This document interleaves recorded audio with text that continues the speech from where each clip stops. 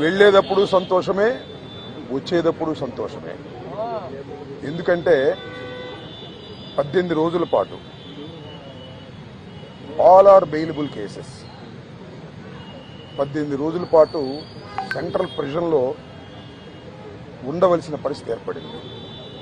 దీనికి కారణం ఈ ప్రభుత్వం, పోలీసులు కుమ్మక్కై చేసినటువంటి సంఘటనలు.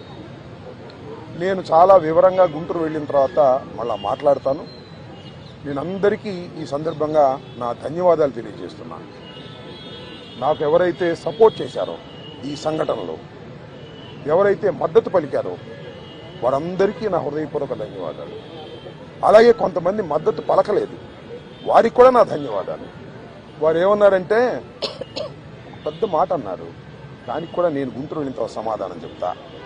అదేమన్నారంటే అసహ్యంగా మాట్లాడితే దాడులు చేయరా అని. అసహ్యంగా మాట్లాడితే దాడులు చేయదలుచుకుంటే ఎంతమంది మీద చేయాలి? అసహ్యంగా మాట్లాడే వాళ్ళ మీద. అది ఒక అంశం.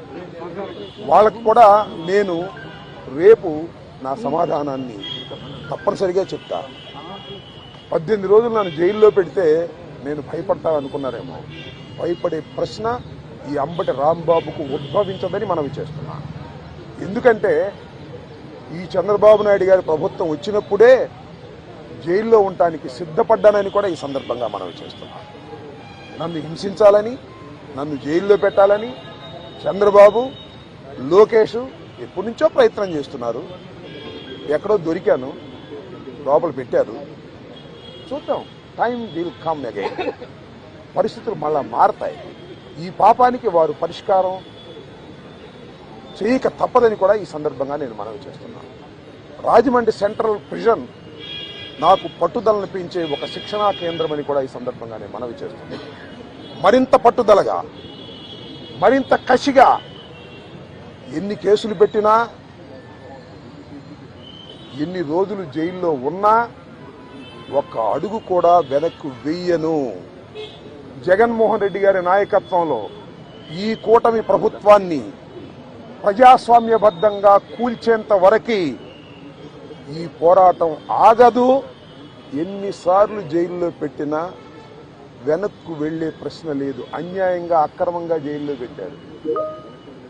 నా ఇల్లు దహనం చేయడానికి ప్రయత్నం చేశారు, నా కార్లు బగలగొట్టారు, నా ఆఫీస్ బగలగొట్టారు, నా పెళ్ళాం బిడ్డల్ని తరిమి కొట్టారు, నన్ను చంపడానికి ప్రయత్నం చేశారు, తీసుకొచ్చి జైల్లో పెట్టారు. ఏమైంది? ఏమైద్దని అడుగుతా ఉన్నా. చంద్రబాబు నాయుడు అడుగుతా ఉన్నా, లోకేష్ని అడుగుతా ఉన్నా. ఏమైద్ది? ఏమీ కాదు.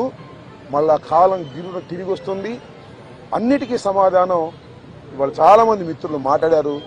బయట జరిగిన సంఘటనలు నాకు తెలియదు, చాలా తక్కువ మాత్రమే, పేపర్లో ఉన్నవి మాత్రమే నేను తెలుసుకున్నాను. జైలు జీవితాన్ని నేను అనుకోకండి, ఎంజాయ్ చేశాను. ఎంత కఠినంగా ఉన్నా ఎంజాయ్ చేశాను.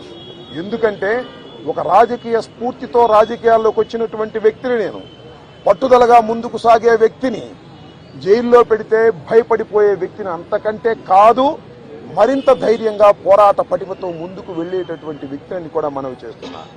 ఎప్పుడు ఎక్కడా తప్పు చేయలేదు. పొరపాటు మాట్లాడితే వెంటనే పశ్చాత్తాపడ్డా. పశ్చాత్తాపానికి మించిన ప్రాయచిత్తం లేదంటారే, మరి ఏమిటి? ఎంతమంది పశ్చాత్తాపడ్డారు? నేను తప్ప ఎవరైనా పశ్చాత్తాపడ్డారా అని అడుగుతా ఉన్నా. సరే, ఏది ఏమైనా టైం విల్ డిసైడ్. ఒకటి మాత్రం నేను చెప్పదలుచుకున్నాను, నాకు ఈ సందర్భంగా సపోర్ట్ చేసినటువంటి వారందరికీ కూడా పేరు పేరున నా హృదయపూర్వక నమస్కారాలు, ధన్యవాదాలు. నా పార్టీ కానివారు కూడా నన్ను సపోర్ట్ చేశారు. దాడులు చేయటం తప్పన్నారు, దాడులు అన్యాయం అన్నారు. ఒకవేళ తప్పు మాట్లాడితే కేసు పెట్టి లోపల పెట్టాలి కదా, ఇంటి మీద దాడి ఏంటి అన్నారు. దాడి చేసిన వాళ్ళకు బెయిల్ వచ్చింది.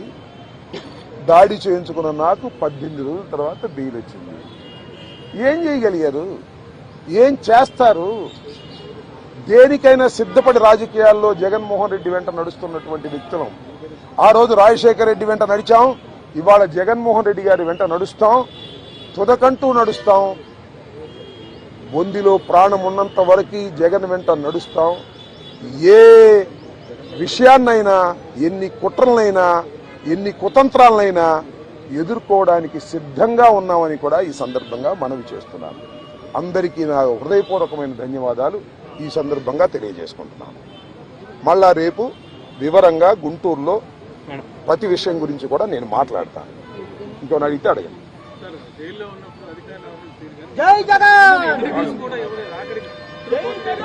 జైల్లో ఉన్నప్పుడు అధికారులు వాళ్ళ రూల్ ప్రకారం పోతారు, అక్కడ ఫుడ్డే పెడతారు. అది నాకు నచ్చినా నచ్చకపోయినా ఆ ఫుడ్డే తింటాను. ఏం కలకాలం తింటాను ఆ ఫుడ్.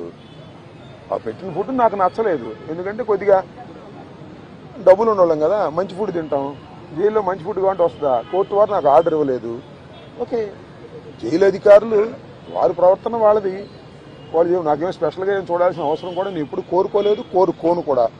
సామాన్య ప్రశ్నలుగానే ఉండటానికి నేను ఇష్టపడ్డాను.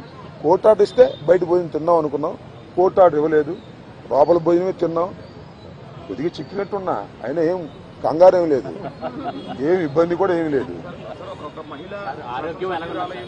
ఆరోగ్యం బ్రహ్మాండంగా ఉంది, ఆరోగ్యం మరింత పట్టుదలగా ముందుకు సాగుతుంది.